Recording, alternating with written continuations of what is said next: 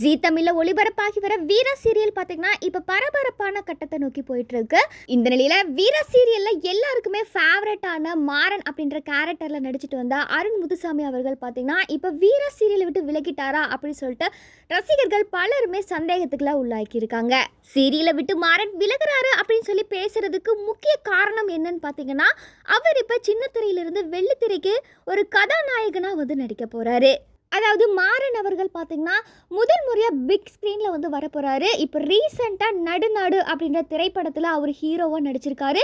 இந்த திரைப்படத்தோட பணிகள் எல்லாமே பார்த்திங்கன்னா முடிஞ்சிருச்சு.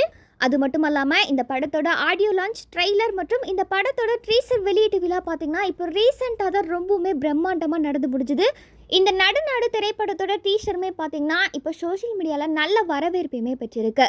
இந்த படத்தோட ஆடியோ லான்ச்சில் மாறன் அவர்கள் பார்த்திங்கன்னா ஒரு சில முக்கியமான விஷயங்களையுமே ஷேர் பண்ணியிருக்காரு. அதாவது சின்ன திரையிலிருந்து வெள்ளித்திரைக்கு வர்றது ரொம்ப சாதாரண விஷயம் கிடையாது. ஒரு நடிகனா பெரிய திரையில் ஜெயிக்கணும் அப்படின்றது தான் என்னோட பல நாள் கனவு. அந்த கனவு இன்னைக்கு நிறைவேறி இருக்கு அப்படின்னு சொல்லிட்டு இந்த நடுநாடு திரைப்படத்தோட ஆடியோ லான்ச்சில் ரொம்ப எமோஷ்னலாக பேசியிருக்காரு.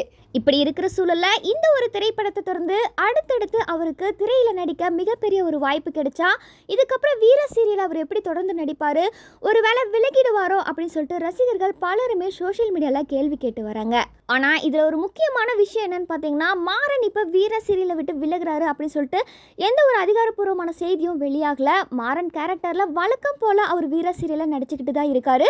அவருடைய படம் இப்போ ரிலீஸ் ஆகிறதுனால முற்றிலும் இது ஒரு வதந்தி தான் அப்படின்னு சொல்லிட்டு உறுதி செய்யப்பட்டிருக்கு.